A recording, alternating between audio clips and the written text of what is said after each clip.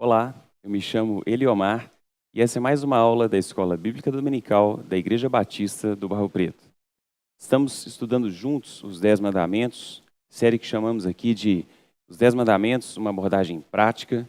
Hoje é o nosso 10º encontro, mas ainda estudando o 9º mandamento, porque no nosso primeiro encontro fizemos uma aula introdutória, mostrando a importância do estudo dos 10 Mandamentos, mesmo no tempo de hoje.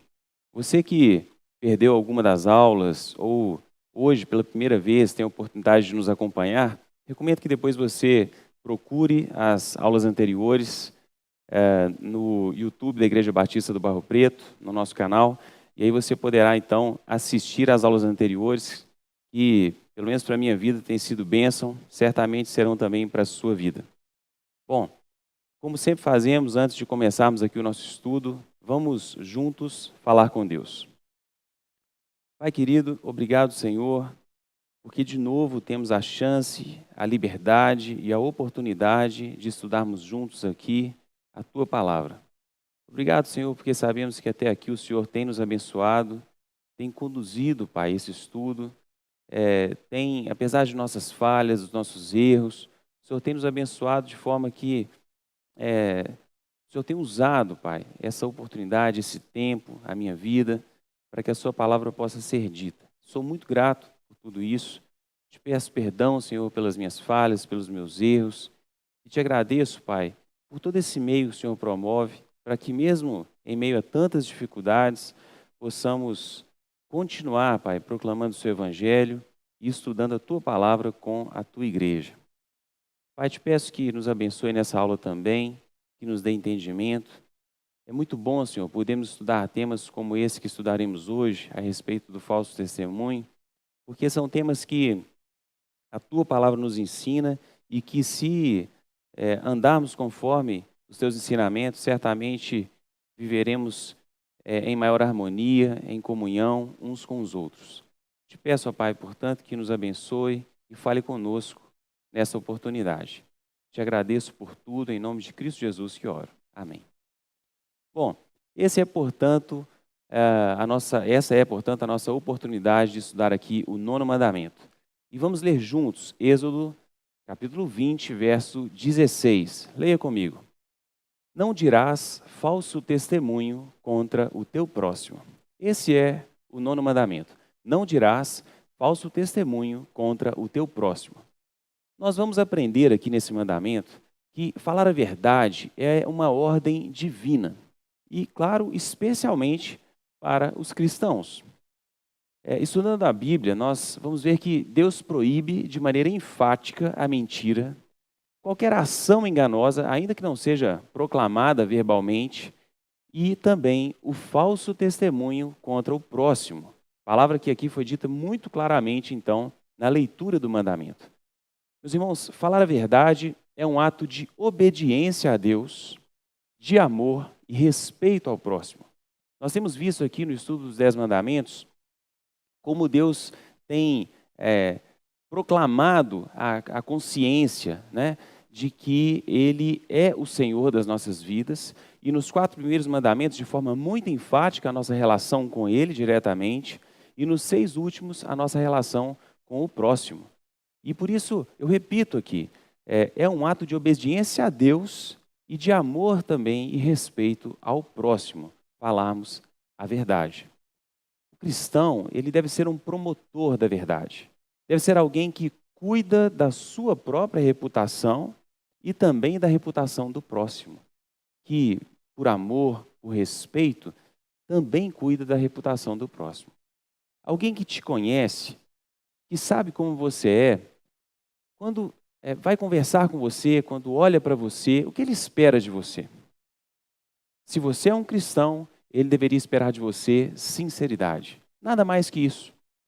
Às vezes uma sinceridade que pode não agradar muito, às vezes uma sinceridade que vai trazer muita alegria, mas desde que seja com amor e respeito, o que ele deve esperar de você é sempre a sinceridade.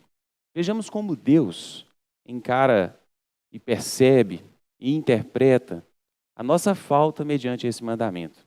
Vamos ler juntos Provérbios 6, dos versos 16 ao 19. Leia comigo.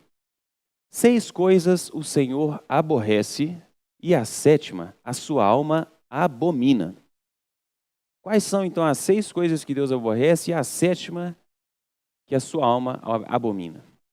Olhos altivos, língua mentirosa, mãos que derramam sangue inocente, coração que trama projetos iníquos, pés que se apressam a correr para o mal. E veja, testemunha falsa que profere mentiras e que semeia contendas entre irmãos. A Bíblia mostra então que o falso testemunho é abominável para Deus. É algo que provoca repulsa. E aqui, dentre essas 7 coisas que 6 aborrecem a Deus, né, e uma abomina a sua alma, nós vimos aqui que a língua mentirosa aborrece a Deus, e vimos aqui que o falso testemunho, aquele que semeia contendas entre os irmãos, esse é abominável. Essa é uma ação abominável para Deus. É algo então que provoca repulsa aos olhos de Deus. Como é que você quer ser visto pelo Pai Celestial? E veja a reação de Deus frente a essa sua abominação. Provérbios 19, nós vamos ler aqui o verso 5 e o verso 9. E eu te convido a ter atenção porque eles parecem são muito parecidos.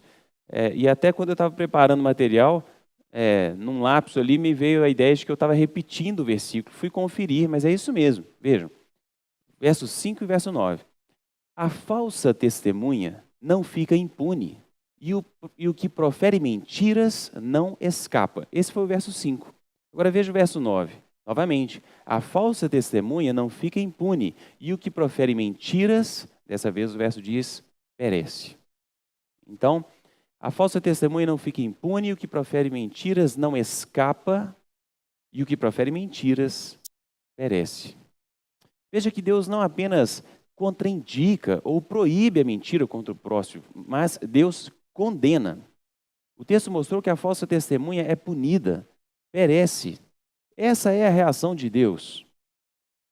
Claro que sabemos que nosso Deus é um Deus perdoador, né? Mas cabe a nós, então, uma ação de arrependimento e de um arrependimento sincero. E, meus irmãos, a gente não pode se iludir, eu tenho dito isso aqui no estudo dos demais mandamentos. A primeira ação nossa tem que ser a nossa consciência da nossa completa incapacidade, da nossa dependência de Deus para o cumprimento, né? Para a busca do cumprimento desses mandamentos, para a busca de reagir em conformidade à vontade de Deus para a nossa vida. Então, uma vez nós tendo admitido a nossa incapacidade, a nossa dependência de Deus, aí sim virá de nós, caso aconteça alguma falha como essa, um arrependimento sincero e verdadeiro.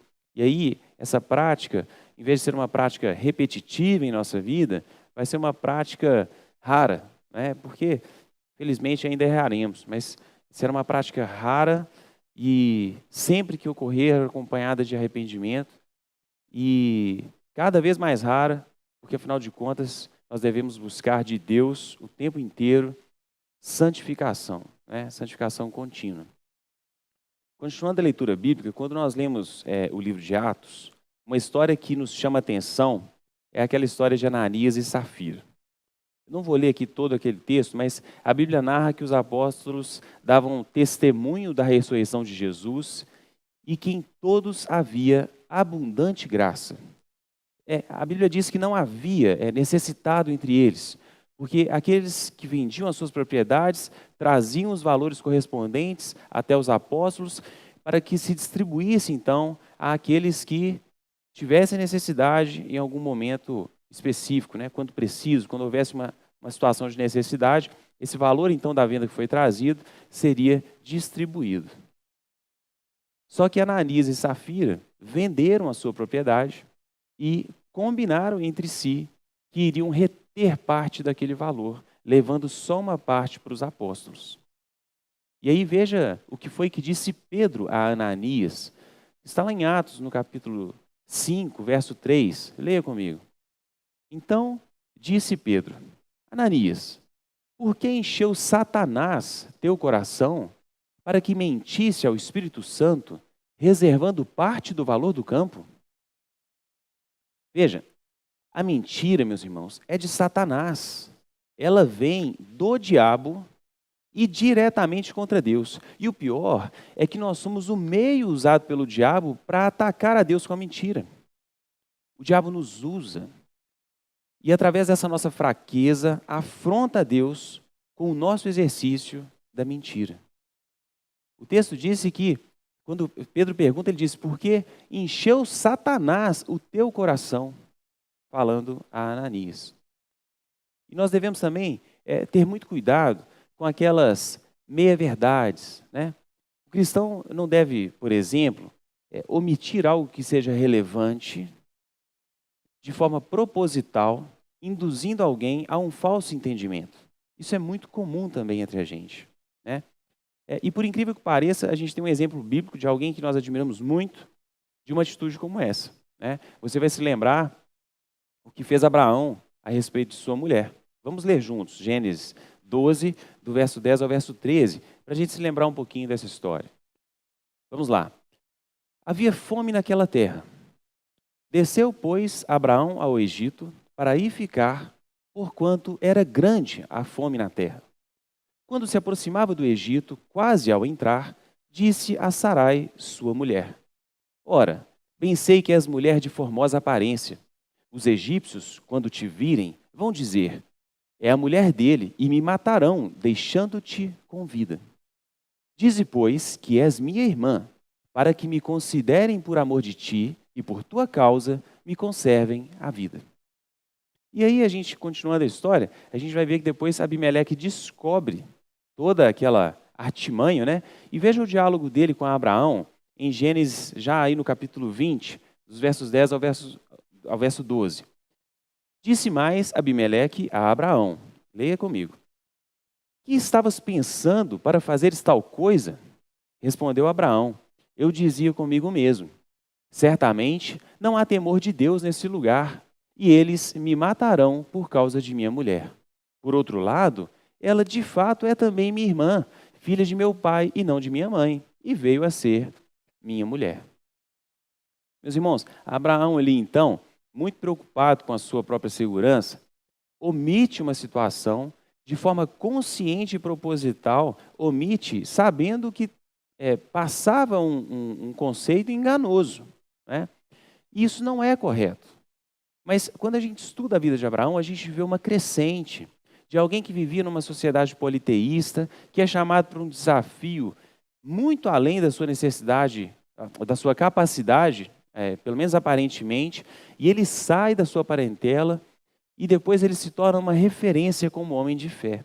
Mas nessa caminhada, a gente tem alguns exemplos na vida de Abraão, e esse é um deles, de fraqueza, de erro, mas também de crescimento, de conhecimento e de cada vez maior intimidade com Deus. E esse foi um exemplo de um dos pontos em que Abraão, se ele já tivesse naquele estágio da vida dele que a gente conhece, onde ele com muita coragem entrega o próprio filho, vocês imaginam que Abraão seria alguém então que não contaria toda a verdade a respeito da sua mulher? Ou ele confiaria em Deus ao ponto de dizer a verdade e saber que nenhum homem tocaria a sua vida, né?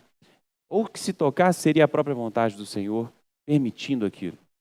Então, a gente vê essa crescente na vida de Abraão. E eu quero te convidar aqui a pensar então sobre qual é a crescente, qual é a transformação, como é que Deus tem caminhado na sua vida.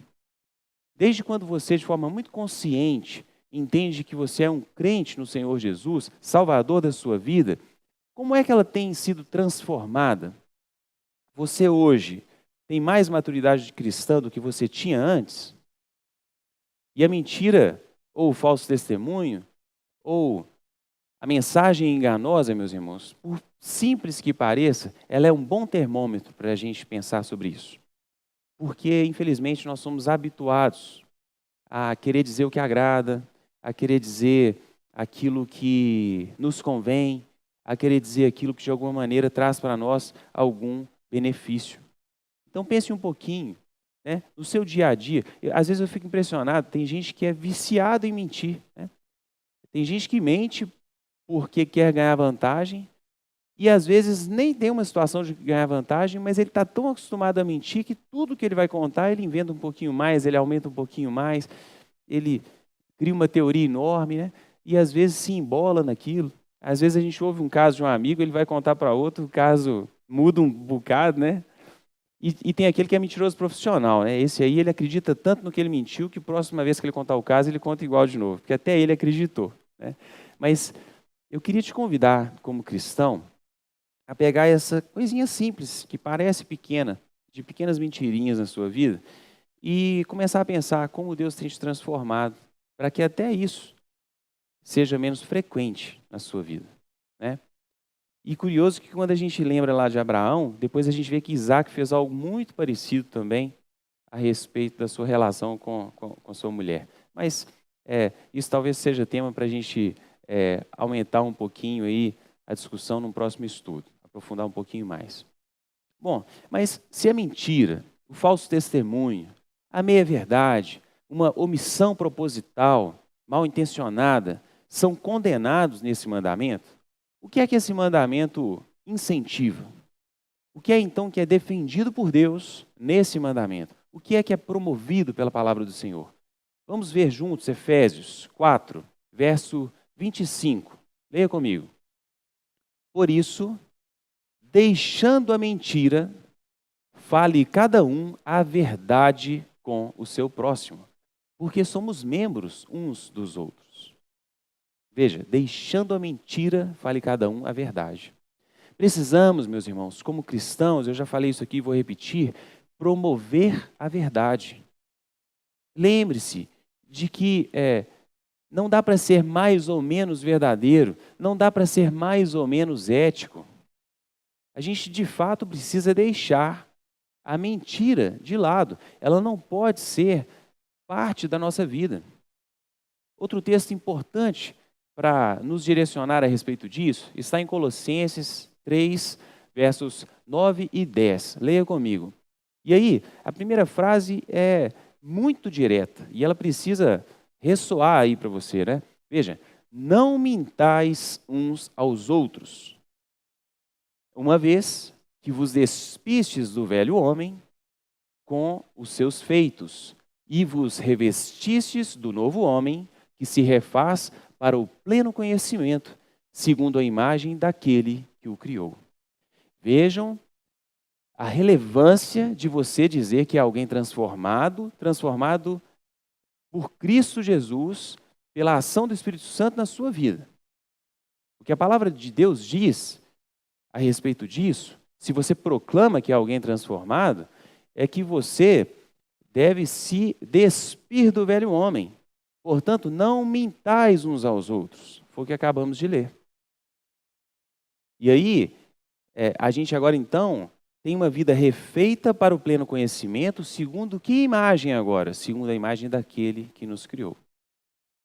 Então, no meu dia a dia, no meu falar, no meu proceder, qual é a imagem que eu reflito? Daquele que me criou, que refez a minha vida, que me fez nascer de novo e que me transforma diariamente, ou eu ainda tenho, de forma muito forte e marcante na minha vida, características que são do velho homem? Nós, cristãos, devemos preservar a verdade conforme a transformação de caráter que o Espírito Santo promove em cada um de nós e que nós dizemos com muita alegria que, uma vez alcançados pela graça de Deus, através do seu Filho Jesus Cristo, temos o Espírito Santo como aquele que, dia a dia, nos auxilia na nossa caminhada cristã, no nosso processo de santificação. Portanto, devemos preservar a verdade, dando provas dessa nossa transformação de caráter. Lembre-se, o cristão ele deve dar testemunho em todo o tempo e andar na verdade. Veja a terceira carta de João, no verso 4. Não tenho maior alegria do que esta, há de ouvir que meus filhos andam na verdade. Veja que texto, né? Não tem maior alegria do que esta, há de ouvir que meus filhos andam na verdade. E aquele que anda na verdade, meus irmãos, ele tem algumas características que são marcantes. Vamos ver alguma série de textos aqui sobre características que podem ou não, que devem estar presentes ou que devem estar longe de nós, se nós andamos na verdade. Salmos 15, verso 3. Veja, o que não difama com sua língua, não faz mal ao próximo, nem lança injúria contra o seu vizinho. Então, alguém que anda na verdade, ele não anda difamando com a sua língua, nem anda lançando injúrias contra o próximo. Salmo 101, verso 5. Ao que as ocultas calunia o próximo, a esse destruirei. O que tem olhar altivo e coração soberbo, não o suportarei. Então, aquele que anda na verdade, não anda caluniando o próximo, não anda com olhar altivo e coração soberbo. Êxodo 23, verso 1, veja. Não espalharás notícias falsas, nem darás mão ao ímpio para seres testemunha maldosa. Vejam, não difamar, não caluniar, não espalhar falsas notícias. Novamente a gente precisa dizer, o cristão deve andar na verdade. E a calúnia, o falso testemunho, a difamação não pode ser parte da vida constante, presente em todo o tempo, né, na vida de um cristão. O texto também falou que nós não devemos ter um coração soberbo. E aí eu quero lembrar aqui de um texto lá em Provérbios 22, verso 1, que diz assim, nós lemos aqui na última aula, veja, mais vale o bom nome do que muitas riquezas, e o ser estimado é melhor do que a prata e o ouro. Muitos promovem mentiras, dão falso testemunho, se iludem na sua própria mentira por uma busca por uma melhor condição, seja social, econômica, seja de status, né? E a gente falou na última aula aqui também sobre a questão do furto, né? Então a gente vê os mandamentos de alguma forma se interrelacionando aí e a gente vê a importância de, na verdade, sermos reconhecidos, tendo a marca do cristão como pessoas também de bom caráter. E outro ponto muito importante que devemos tratar aqui é a nossa honestidade quando erramos. Quando você erra, você assume os erros que comete, inclusive arcando com as responsabilidades decorrentes desses erros? Vamos nos lembrar aqui de um episódio lá na queda da humanidade. Veja comigo Gênesis 3, 11 a 13. Perguntou-lhe Deus, quem te fez saber que estavas nu? Comestes da árvore de que te ordenei que não comesses? Então disse o homem, a mulher que me deste por esposa, ela me deu da árvore, eu comi. Disse o Senhor Deus à mulher, que é isso que fizeste? Respondeu a mulher, a serpente me enganou, eu comi. Meus irmãos, precisamos assumir as nossas falhas, mesmo que as mais difíceis. E veja que esse erro que parece pequeno, ele está lá na origem da nossa queda. Reflita sobre isso. Qual é a sua reação? Qual é a sua postura como cristão quando você comete um erro? Interessante que logo na sequência de Gênesis nós temos mais um exemplo desse mesmo comportamento. Veja, Gênesis 4, verso 9. Disse o Senhor a Caim, onde está Abel, teu irmão? Ele respondeu, não sei, acaso sou eu tutor de meu irmão? E nós bem sabemos o que foi que Caim tinha feito a Abel, né? Então, nós devemos nos cuidar para não cairmos na tentação de proferirmos a mentira, tentando nos safar das consequências dos nossos atos. Claro que muito melhor é errarmos menos, mas uma vez tendo errado, precisamos agir como cristãos e confessar os nossos erros, buscar transformação ao ponto de errarmos menos a cada dia. Mas é necessário a honra, a dignidade, a clareza, a boa fé, né? E a nossa reação, então, de honestidade, assumindo quando falharmos. Se a gente lembrar, então, da nossa leitura inicial, quando a gente leu aqui o texto do mandamento, dizia assim: não dirás falso testemunho contra o teu próximo. E aqui, além do próprio falso testemunho, a gente trabalhou qualquer situação que envolva a mentira, a omissão. Trabalhamos também o que é recomendado, que nós tenhamos como cristãos a nossa marca, uma marca de verdade na nossa vida, né? A marca de que a verdade está presente. Mas tem um texto, meus irmãos, que eu amo, que é muito lindo e que talvez possa resumir essa aula, né? E que talvez pudesse ser uma oração para cada um de nós. Eu te convido a orar esse texto hoje, porque se esse texto estiver presente na sua vida como uma oração, como um desejo seu, eu fico muito feliz porque certamente essa aula aqui, através da obra de Deus, está produzindo frutos na sua vida.